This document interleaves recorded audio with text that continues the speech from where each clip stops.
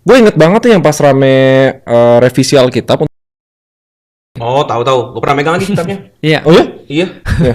Itu gimana sih update-nya, masih kayak gitu sekarang apa udah direvisi balik? Gue nggak tahu. Yang jelas waktu ke podcastnya siapa tuh ya? Dondi.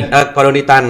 Itu juga gue dipegangin. Lu tau nggak ini? Lu dipegangin. Jadi emang LGBT gitu. Nah itu kan kayak effort perubahan produk untuk bikin lebih keren. Oke. Kalau gitu aku jelasin lebih dalam lagi. Bukan PR lagi tuh menurut Betul. gua. Kita in depth ya, berarti product adjustment kan. Aku in depth lagi ya. Aku in depth lagi tentang tentang satu hal namanya yang mana yang bisa di adjust, yang mana yang kemudian nggak bisa di adjust.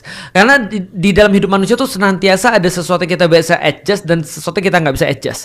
Maka ada satu doa. Doanya begini, ya Allah, mudahkanlah aku untuk bisa mengubah apa yang bisa aku ubah dan bersabar dalam perkara-perkara aku tidak bisa ubah, dan kebijaksanaan untuk membedakan keduanya, karena membedakan keduanya yang paling sulit. Mana yang bisa di-adjust dan mana yang nggak bisa di-adjust. Aku punya cerita yang lain lagi. Ada satu orang pelayar. Pelayar ini kemudian ketika dia lagi berlayar, karena kabutnya tebal sekali, dia cuma punya radio dong. Terus kemudian dia muncul radio di depan. Siapa kapal di depan yang kemudian punya jarak segini ratus meter di depan, belok ke kiri.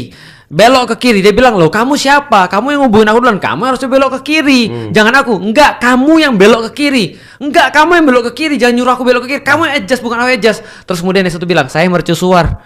Gitu kan. Jadi kan nggak mungkin kan kita adjust mercusuar, kita harus adjust kan. Jadi artinya ada sesuatu kita bisa adjust, ada yang enggak. Nah, kemampuan kita untuk membedakan keduanya kan pentingannya. Nah, jadi aku coba cerita sedikit tentang masalah adjustable dan tidak adjustable. Di dalam Islam itu ada yang namanya perkara yang namanya konsep. Ada yang perkara yang namanya cara, tools untuk sampai konsep. Handphone itu ada yang diupdate, ada yang nggak diupdate. Yang nggak diupdate apa? Yang nggak diupdate adalah konsep dan metodenya.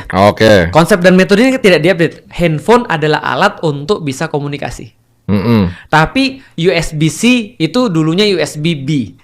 Dulunya lagi yang pakai colokan yang bulat, adapter gitu ya. Ingat zaman Nokia dulu screen dulunya bukan OLED. Sekarang ada OLED, ada segala macam lah screen-nya. Dan itu update. Nah, maka di dalam Islam itu sebenarnya yang kita lihat adalah yang mana yang perlu diupdate, toolsnya perlu diupgrade dan harus diupgrade. Tapi esensinya itu tidak perlu diupgrade karena memang yang dihadapi zaman dulu sama zaman sekarang tidak berbeda sebenarnya. Zina zaman dulu dengan zina sekarang sama, perbedaannya caranya.